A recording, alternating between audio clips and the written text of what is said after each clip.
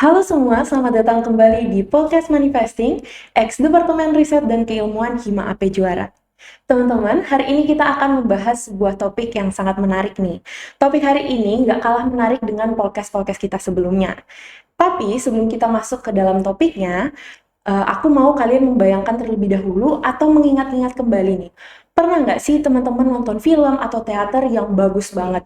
Nah, film atau teater yang bagus itu nggak mungkin terjadi begitu aja. Pasti ada sesuatu di balik layar yang bekerja.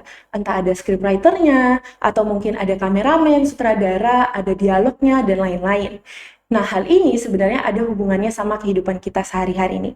Hal-hal kecil yang kita lakukan atau yang kita terima, misalnya menerima pelayanan publik, mengurus dokumen, atau kita melihat cara pemerintah mengelola kebutuhan masyarakat, itu semua juga tidak terjadi begitu saja.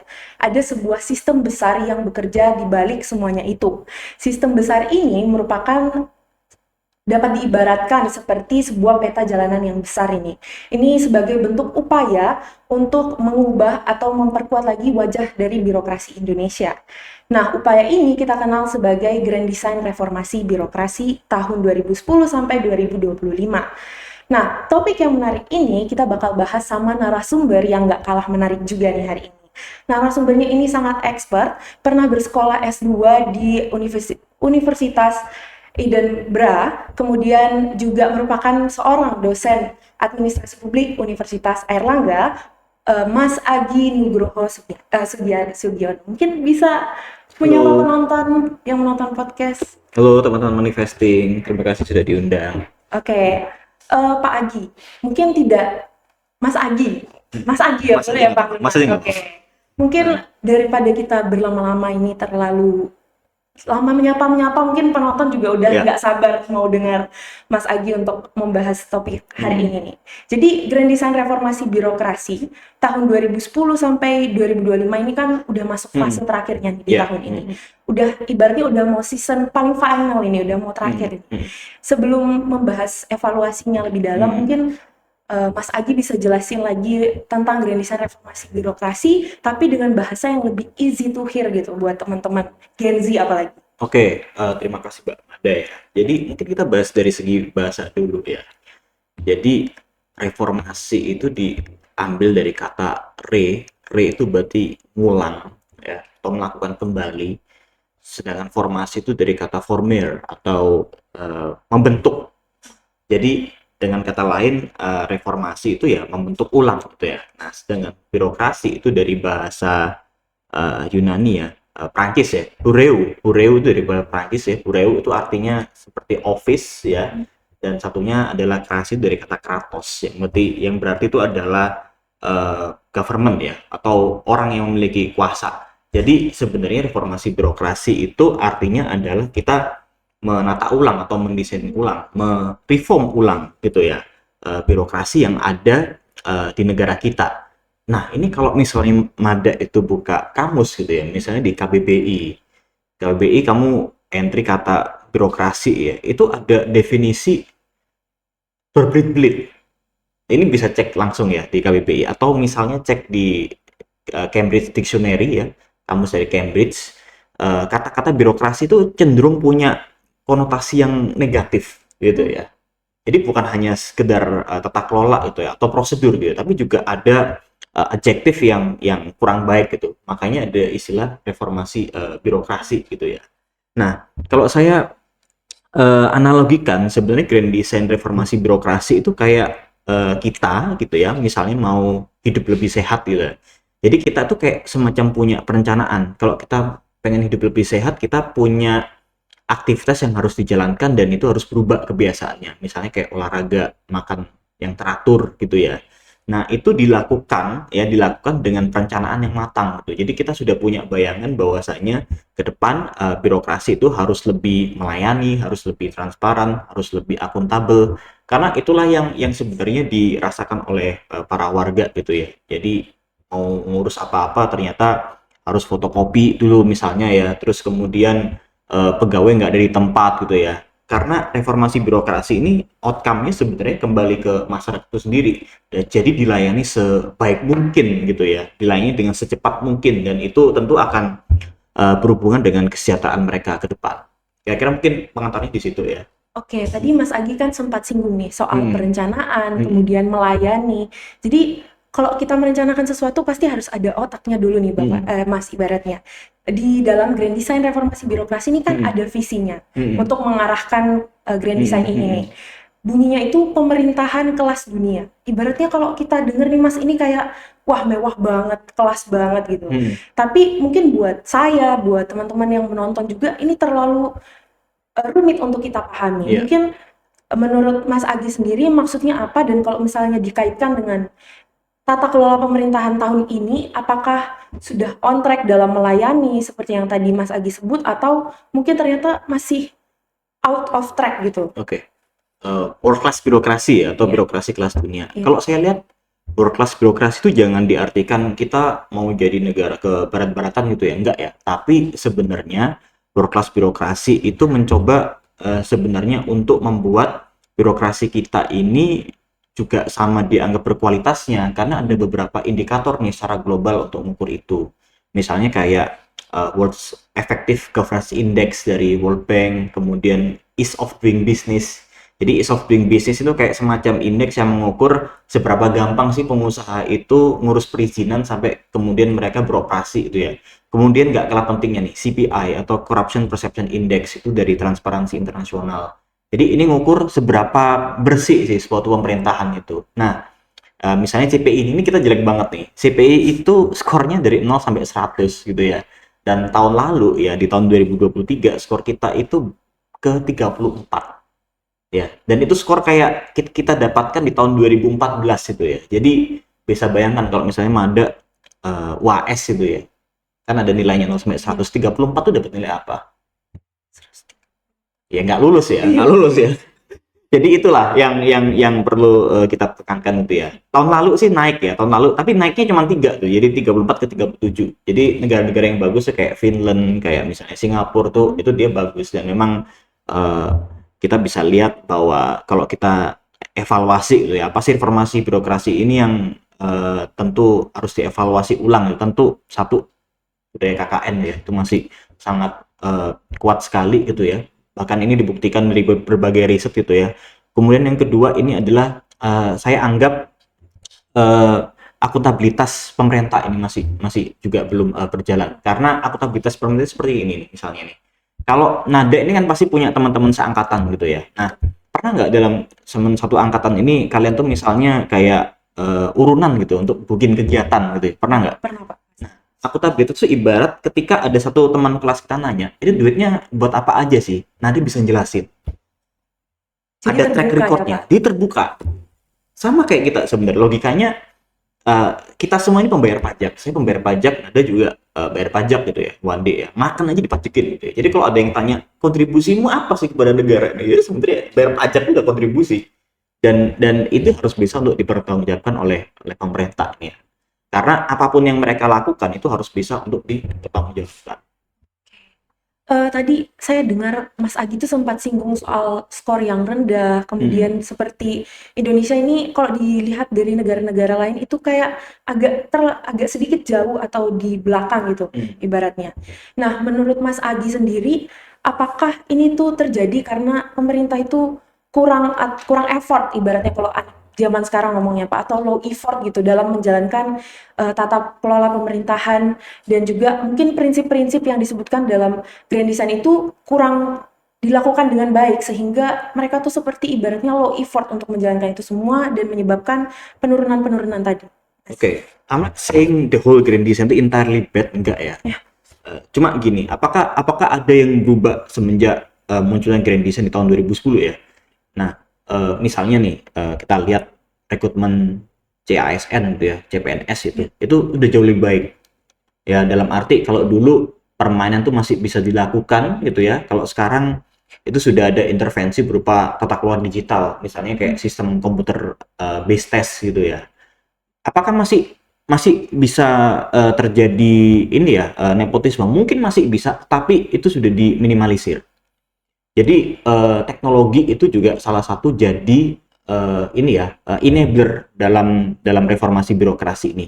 Cuma yang harus kita tekankan adalah di sini kita jangan sampai terjebak pada paradigma techno-determinism. Techno-determinism itu ibaratnya gini, apapun yang masalah yang kita hadapi, solusinya adalah teknologi. Jadi makanya tech determinism itu contohnya apa sih? Dikit-dikit bikin app, dikit-dikit bikin apps, apa-apa ada aplikasinya, ada anggarannya. Itu kita terjebak pada paradigma itu. Padahal bisa jadi masalahnya itu bukan pada teknologi, tapi pada budaya atau mindset kita gitu ya. Nah, saya nggak bilang bahwa semuanya jelek, itu enggak ya. Tentu di sini penekanan-penekanan misalnya ya, apa sih world class birokrasi yang dimaksud tuh misalnya kayak budaya meritokrasi. Jadi untuk mencari orang-orang terbaik untuk berada di posisinya. Nah, ini seringkali terbentur dengan kepentingan politis. Jadi proses yang seharusnya bersifat teknokratis di sini itu harusnya lebih bisa untuk dilakukan secara akuntabel gitu. Jadi orang-orang terbaik yang masuk di sana, orang-orang dengan expertise gitu ya. Seorang peneliti dari Oxford tuh ya, dia nulis buku bagus banget. Judulnya adalah The Death of Expertise, matinya kepakaran, Tom Nichols itu ya. Nah, Tom Nichols tuh jelasin di situ bahwasanya sekarang ini dengan era media sosial, expertise tuh makin nggak dinilai gitu loh. Kadang-kadang orang lebih cenderung untuk mendengarkan orang yang mungkin punya followers banyak gitu ya, orang yang mungkin punya engagement lah dalam tanda kutip ya anak-anak zaman sekarang itu ya, daripada orang yang punya expert. Expert itu bisa dikatakan expert ketika dia misalnya dia punya pengalaman dan latar belakang pendidikan yang relevan. Kemudian kalau misalnya dia melakukan banyak sekali riset gitu ya, dan negara yang maju itu biasanya dia punya ciri khas ketika dia berani untuk berinvestasi pada perkembangan pendidikan, sains dan teknologi. Dan orang-orang yang ngambil kebijakan itu harus berbasis pada itu. Itu yang saya belum lihat sejauh ini gitu ya. Oke, tadi Mas Adi sempat singgung satu kata menarik nih buat saya, tadi teknokratik, membahas juga soal keahlian dan lain-lain. Tapi mungkin sebelum saya masuk ke situ, saya lebih kepo lagi yang soal teknologi tadi, Mas. Kan di dalam Grand Design juga ada kata bahwa harapannya Indonesia akan menjadi sebuah negara maju nih di tahun ini, karena ini fase terakhir. Dan ini juga sebenarnya kan sejalan dengan Indonesia Emas 2045, kemudian sudah keluar statement juga dari wakil presiden kita bahwasannya AI itu akan masuk seluruh jenjang pendidikan. Apakah mungkin ini itu pemerintah salah mengartikan teknologi tersebut sehingga AI itu seperti secara terburu-buru dimasukkan ke dalam seluruh jenjang pendidikan, bahkan mulai dari jenjang yang paling kecil seperti SD gitu. Oke. Jadi kalau saya lihat sebenarnya teknologi itu di dalam birokrasi itu dia akan jadi enabler, tapi dia tidak bisa menjadi komponen yang secara otomatis menyelesaikan masalah gitu ya. Jadi makanya saya cenderung melihat kalau dikit-dikit bikin apps itu malah nggak menyelesaikan masalah gitu ya. Nah, tech determinism itu adalah pandangan yang menggambarkan kondisi itu. Jadi apa-apa urusannya dengan teknologi. Nah, contohnya apa sih inisiatif ya baik yang sudah dilakukan di Grand Design reformasi birokrasi ya? Misalnya sekarang kita punya perpres soal SPBE, sistem pemerintahan berbasis elektronik, yang mana dengan adanya perpres ini semuanya jadi punya semacam ukuran gitu ya untuk melihat inisiatif dari level OPD ya, OPD di daerah itu sampai ke kementerian itu level tata kelola governance digitalnya seperti apa. Kemudian ada lagi misalnya tentang kebijakan satu data. Jadi misalnya nih ya, kenapa sih kok sekarang bansos itu seringkali nggak tepat sasaran? Nah, salah satu alasannya adalah seringkali datanya tuh nggak match. Jadi ada duitnya, tetapi orang yang seharusnya dia dapat itu nggak dapat. Kenapa? Karena ada data yang salah. Tata kelola data tuh jadi salah satu ruh di sana. Terus jangan salah loh, kita di tahun akhir 2020 ya, I'm not exactly sure tahun berapa, tapi kita punya inisiatif satu peta. Jadi peta Indonesia itu belum satu, bayangin. Ini belum satu. Jadi bisa bayangkan ketika peta ini belum satu single reference ya, ketika kita mau bangun jalan, ketika kita mau mengintervensi kebijakan untuk membangun infrastruktur gitu ya, itu bisa jadi kita salah dalam menganggarkan, salah untuk membuat keputusan. Jadi, nah salah satu kunci teknokratis adalah evidence-based policy atau kebijakan yang berbasis pada data, berbasis pada science ya, berbasis pada knowledge gitu, instead of kebijakan yang sebenarnya ya cenderung impulsif gitu ya, so, saya bilang seperti itu. Nah, tadi tanya soal AI ya. Nah, ke depan AI pun juga juga saya kira akan seperti itu. Jadi kita jangan punya pemikiran determinism. Jangan-jangan nanti kalau kita ada masalah kita tanya aja kayak AI gitu ya. Jadi kalau saya ingat kayak film kartun gitu ya, kayak SpongeBob di episode Kerang Ajaib gitu ya. Kan si Patrick tanya punya masalah, dia tanya mana kerang ajaib. Kita harus ngapain gitu ya. Jadi jangan-jangan besok seperti itu. Jadi humannya juga mesti capable dulu. Humannya juga mesti literasi ya, punya literate ya. Jadi literasi itu penting banget nanti ke depan tuh terkait AI. Oke, berarti pendidikan kita ini harus dibenahi dulu ya, Mulai Mas, dulu. untuk sebelum kita masuk ke dalam Mm-mm. teknologi yang lebih maju tadi. Mm-mm. Oke, oh, Mas, ini ada kopi nih kebetulan. Mungkin buat nemenin kita ngobrol-ngobrol hari ini nih, Mas. Ya, terima kasih banget nih udah ada kopinya. Biar makin chill lagi, Mas. Kemarin ada riset tuh yang menunjukkan bahwasanya kalau kalau kita sering nongkrong itu kesehatan mental terjaga ya. Jadi teman-teman Salah harus satu sering-sering ngopi ya. nongkrong nih, saran dari Orang Mas ada Agi. sponsornya ya. Oke. Oke, tadi kalau misalnya saya dengar berarti sebenarnya implementasi grand design ini tidak jauh-jauh juga perlu untuk lebih dekat lagi dengan pendekatan teknokratik ya ibaratnya. Iya. Dan teknokratik itu kan tadi evidence based policy ya, benar Mas? Oke, saya ingin bertanya menggunakan study case ini Mas. Iya. Mungkin ini juga teman-teman penonton juga punya keresahan soal ini. Jadi karena berbasis data, keahlian, kemudian juga perlu perancangan matang, teknokratik itu ya. Tapi kalau misalnya kita lihat sekarang nih Mas, kan waktu awal-awal banget presiden kita itu jadi yaitu Bapak Prabowo dan juga wakilnya, itu kita melihat bahwasannya ada penggemukan kementerian di Kabinet Merah Putih tahun ini. Menurut Mas Agi, apakah ini memang penggemukan ini terjadi dilakukan betul dengan pendekatan teknokratik sesuai dengan data, sesuai dengan kebutuhan masyarakat, ataukah penggemukan ini sebenarnya hanya terjadi berdasarkan ibaratnya urusan-urusan politik? Iya. Jadi gini, apa sih konsekuensi dari pemilihan langsung itu? Jadi konsekuensi dari demokrasi itu adalah politik balas budi gitu ya. Jadi gini, jadi ketika misalnya seorang pejabat terpilih, dia tentu tidak berdiri sendiri. Ada berbagai kelompok yang ada di belakangnya. Nah, kelompok ini banyak sekali unsurnya. Ada yang dari partai politik, ada yang dari organisasi keagamaan, bahkan sekarang kelompok influencers ya, karena banyak influencer juga jadi policy makers gitu ya. Nah, saya punya argumen bahwasanya koalisi yang besar itu justru akan semakin mengurangi proses teknokratik. Kenapa? Karena ada orang-orang yang harus dibayar jasanya. Sehingga konsekuensinya adalah tentu ketika mereka berkampanye, kita akan dapat apa nih setelah Bapak menang, gitu ya. Nah, ini memang makanya kalau di dalam mata kuliah administrasi publik itu di mata kuliah pengantar kita minta masuk ngambil pengantar ilmu politik. Kenapa? Karena tentu ini akan ada kaitannya gitu ya. Nah, proses teknokratik ya misalnya, ini dilakukan oleh expert-expert yang ada di kementerian, lembaga, ataupun dari organisasi non-pemerintah gitu ya, untuk mengusulkan berbagai kebijakan atau program pembangunan. Nah, tetapi ada proses politis. Proses politis ini apa? Ya proses yang tadi dibawa oleh koalisi atau janji-janji politik. Jadi dalam perencanaan pembangunan itu seringkali itu bukan hanya dilakukan oleh Bapeda ya atau Bappenas gitu ya atau organisasi pemerintah lainnya atau government agencies, tapi juga ada janji-janji politik tadi. Nah, janji politik ini misalnya apa? Tadi itu ada kelompok keagamaan. Oh, saya pengen berjanji pesantren ke depan akan seperti ini. Nah, padahal di dalam misalnya nih di dalam desain teknokratis itu nggak ada awalnya. Akhirnya dalam kebijakan tuh seringkali ada banyak intervensi politis. Nah, kira-kira seperti itu. Pun juga misalnya penunjukan orang yang nantinya akan diserai wewenang untuk menempati posisi-posisi strategis. Nah, makanya ada yang disebut sebagai jabatan politis. Jabatan politis ini apa sih? Mau kamu sepinter apapun, mau jenjang karirmu sebagus apapun, ya yang milih itu adalah yang memiliki kewenangan, yang terpilih. Makanya kalau dalam jabatan struktur dalam birokrasi itu mentok ya mungkin nggak sampai menjadi menteri.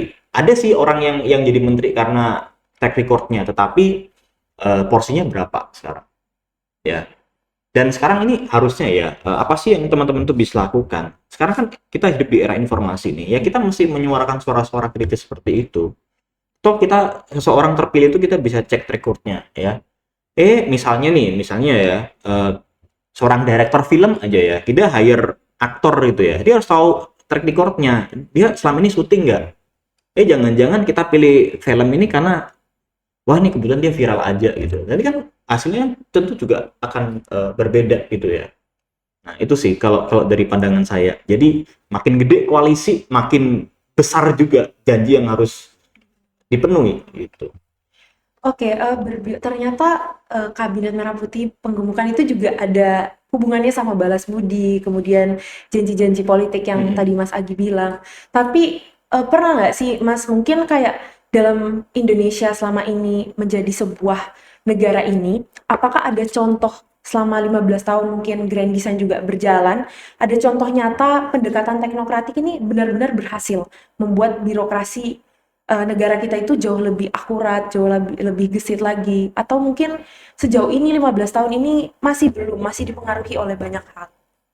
Ya sebenarnya saya nggak bilang tadi ya, not entirely bad tuh nggak. Ada juga beberapa inisiatif yang bagus. Jadi misalnya seperti open government itu ya. Jadi open government itu inisiatif reformasi birokrasi juga yang mana memungkinkan pemerintah itu menjadi seterbuka, setransparan mungkin. Jadi ada akses yang dibuka dalam proses pengambilan kebijakan itu yang bisa diketahui oleh publik gitu ya. Jadi ibaratnya gini deh, saya coba analogin supaya teman-teman paham gitu ya. Kenapa kok mesti terbuka? Jadi pernah dengar nggak ada suami istri bertengkar karena masalah duit? Mungkin suami ngasih duit ke istri atau sebaliknya istri yang ngasih ke duit ke suami gitu ya. Terus kemudian ditanya, ini bulan ini nih habis kemana? Nah kalau si istri atau si suami si partnernya ini dia bisa jelasin dengan sedetail mungkin duitnya kemana, tentu mereka kan lebih rukun. Nah kita analogikan kejadian tadi itu dengan tata kelola kita.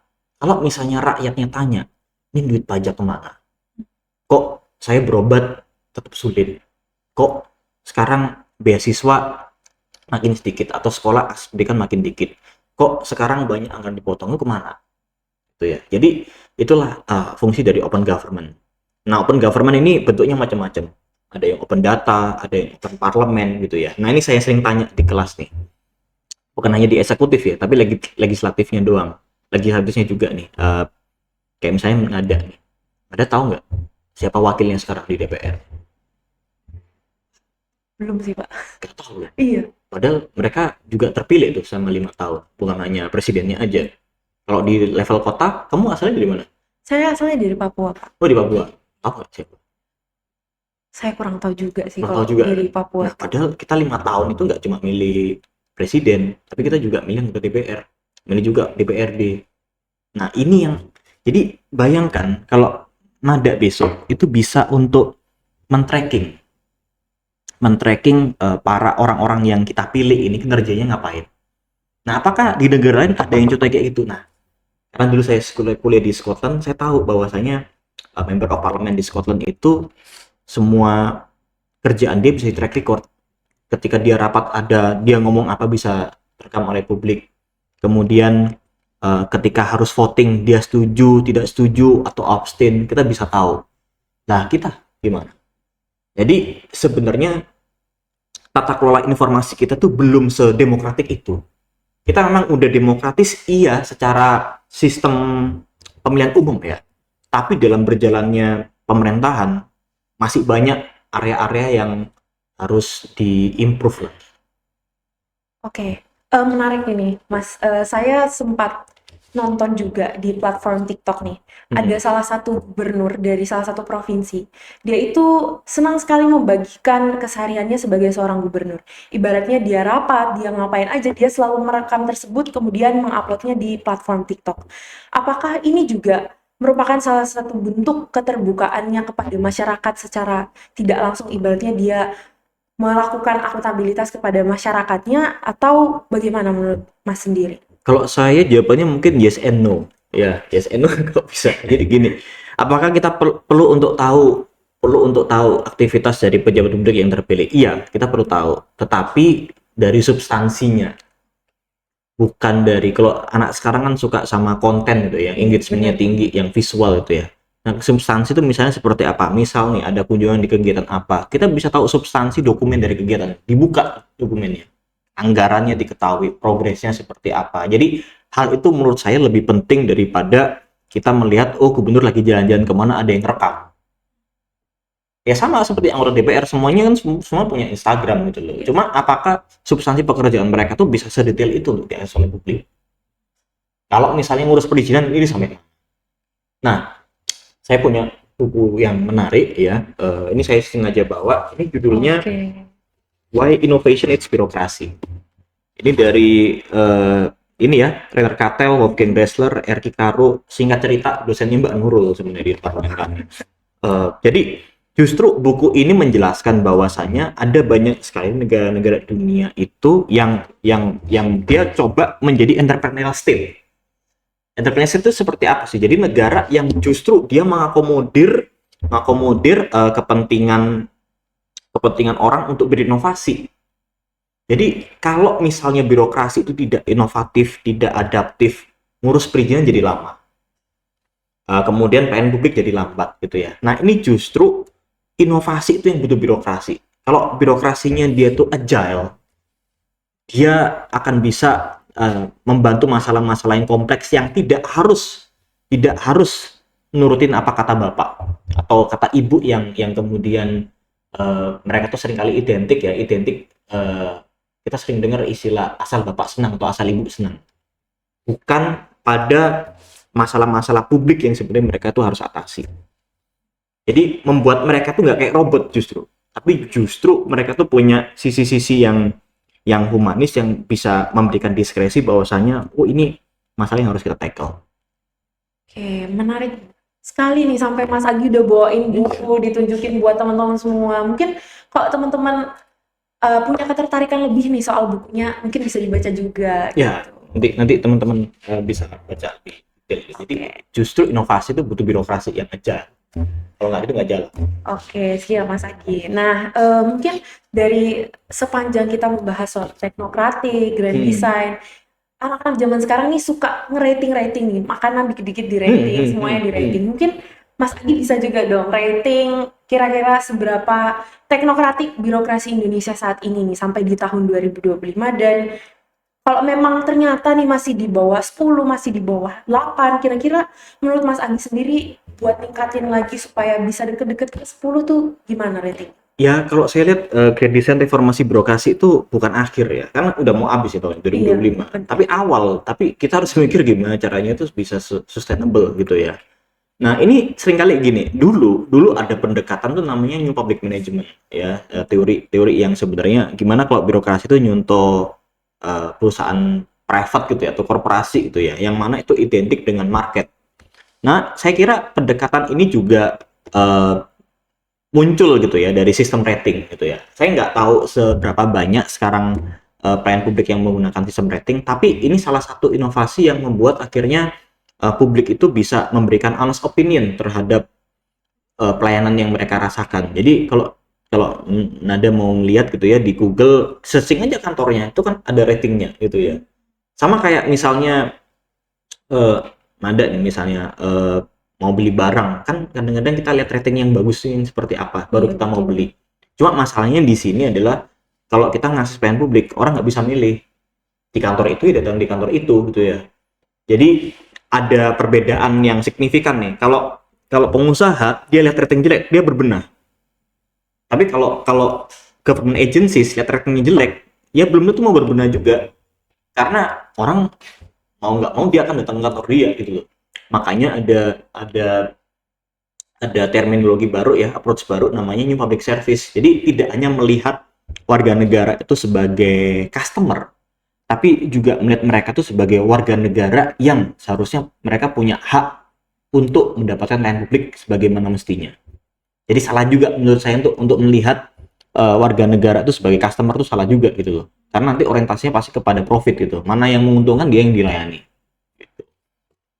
Oke, mungkin dari tadi kan nanya-nanya pendapat terus nih Mas. Ya, Saya kali ini mau nanya harapan aja deh, ya. biar biar penonton juga tahu nih Mas Agi sebagai seorang akademisi itu punya harapan apa sih sebenarnya untuk kan ini udah akhir tadi Mas Agi bilangnya sebenarnya ini awal nih. Hmm. Kira-kira punya harapan apa untuk awal dari birokrasi Indonesia ini sebenarnya? Apakah kemudian Indonesia ke depannya ibaratnya kita punya Netflix sendiri yang bisa kita nikmati gitu Hmm. untuk pelayanan publik yang lebih mudah Ya. dijangkau, lebih profesional juga, terus bisa buat kita tuh lebih nyaman gitu, nggak ruwet lah ibaratnya ngurusnya. Oke, jadi alasan saya mungkin datang ke podcast ini sebenarnya saya sangat senang gitu ya, karena ada manifesting kelompok teman-teman muda itu ya yang masih kuliah yang udah menunjukkan bahwa saya mereka punya kepedulian dan pengen teman-temannya itu peduli dengan kebijakan publik. Ini yang mungkin ke depan itu harus diperkuat dampaknya gitu ya. Dalam arti gini, kita kita itu negara demokratis, tapi mungkin kita berpesta itu 5 tahun sekali gitu. Saya melihat ke depan itu teman-teman itu juga ambil peran gitu ya dalam proses pengawalan kebijakan apapun gitu ya. Dan sekarang juga ada istilah baru ya, bukan hanya evidence based policy tapi juga ada viral based policy. Jadi kebijakan yang diambil berdasarkan sesuatu yang viral gitu ya. Nah, ini sebenarnya karakteristik ya bahwasanya publik itu mulai peduli gitu. Jadi ada kejadian yang nggak mengenakan, nggak adil, diviralkan, kemudian pengambil keputusan atau birokrat baru dia jalan. Nah, saya kira ini baru fase awal. Nah, fase awal yang membuat para birokrat ini jadi reaktif. Reaktif itu kayak apa? Reaktif misalnya ya, kamu dipuk-puk gitu ya, kamu baru noleh. Tapi ke depan mungkin pendekatan proaktif itu harus bisa dilakukan. Dan ini harus jalan sama-sama. Birokratnya proaktif ya, dia punya empati, dia mengedepankan kepentingan publik daripada kepentingan apapun. Rakyatnya juga gitu, masyarakatnya juga gitu. Nah, siapa yang leading teman-teman dari masyarakat ini ya? Salah satunya adalah para kaum terpelajar, mahasiswa yang dia nggak hanya melek kebijakan tapi juga punya empati untuk sama-sama membuat warganya juga peduli. Nah, kita ini saya bilang ya, I'm not entirely agree bahwasanya setiap orang itu punya food yang sama, to be honest. Ini mungkin take saya gitu ya, karena seringkali eh, kita yang punya masyarakat yang jumlahnya sangat besar, tapi pendidikannya belum merata, apalagi pendidikan tinggi ya, ketika mereka harus memberikan voting gitu ya, mereka tidak menggunakan itu dengan pikiran yang rasional, karena mereka mungkin dapat apa gitu ya, dapat bansos, mungkin dapat apa, di kadang-kadang ada juga yang bikin pesta-pesta joget-joget segala macam, akhirnya mereka memilih tidak berdasarkan logika, rasionalitas, atau nurani. Makanya di sini teman-teman yang sekarang punya privilege masuk pendidikan tinggi, teman-teman menyebarkan literasi, saya sebutnya literasi kebijakan, supaya lama-kelamaan yang lainnya juga punya kesadaran yang tinggi bahwasanya mereka tuh punya andil yang sangat besar pada proses kebijakan publik. Oke, menarik banget nih harapannya, Mas. Tadi sempat nyinggung soal kayak kita anak-anak muda nih, Mas. Hmm. Kan sebenarnya mungkin banyak nih anak muda, mungkin bahkan yang nonton ini tuh pengen juga nyuarain Hmm. soal-soal kebijakan pemerintahan saat ini. Kayak Mas Agi bisa diundang di podcast saat ini Hmm. juga sembari menyuarakan Hmm. soal itu. Tapi gimana caranya mungkin biar anak muda zaman sekarang nih, mungkin Hmm. yang bingung mau mulai dari mana ya supaya bisa menyuarakan. Mungkin Mas Agi ada saran buat kita semua supaya kita tuh bisa menyuarakan dengan benar dan sejalan dengan Ya. apa yang sedang terjadi gitu.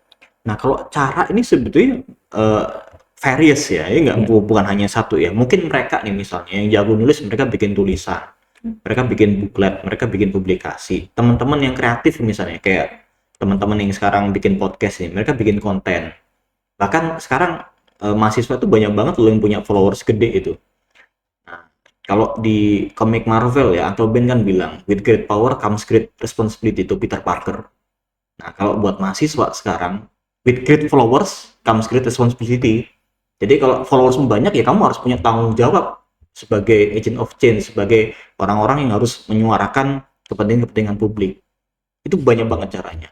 Ada yang dari sisi kreatif, ada yang dari sisi akademis, atau menggunakan platform mereka untuk kepentingan banyak orang. Teman-teman udah dapat saran langsung dari Mas Iya. Agi nih. Sebenarnya kita tuh ternyata bias banget ya kalau misalnya Iya. mau menyuarakan. Tergantung kita mungkin bisa sesuai sama keahliannya kita, bisa Hmm. sesuai dengan kelebihannya kita juga. Tadi juga Mas Agi udah kasih harapannya. Mungkin kita Hmm. sama-sama langsung dapat pencerahan ya ini. Ruangannya Hmm. cerah, kita juga dapat pencerahan nih dari Mas Hmm. Agi soal Grand Design Reformasi Hmm. Birokrasi maupun teknokratik ini. Mungkin untuk mengakhiri ini, Mas Agi bisa kasih closing statement mungkin buat teman-teman yang menonton. Oke, jadi saya berharap juga ke depan reformasi birokrasi itu nggak cuma jadi paperwork atau sekedar target yang administratif ya, tapi yang paling penting itu sebenarnya adalah memang ke depan apa yang diusahakan untuk diubah dalam birokrasi kita tuh menghasilkan outcome yang tentu berdampak bagi kesejahteraan banyak orang dan tentunya kepentingan publik. Oke, sangat menarik sekali podcast kita kali ini mengundang Oke. dosen yang luar biasa juga. Terima kasih Pak Mas Agi udah bergabung dengan Manifesting dan juga Hima AP Juara untuk sama-sama berbagi dengan Ya, kita di terima podcast kasih ini. Manda, Terima terima kasih kasih. teman-teman.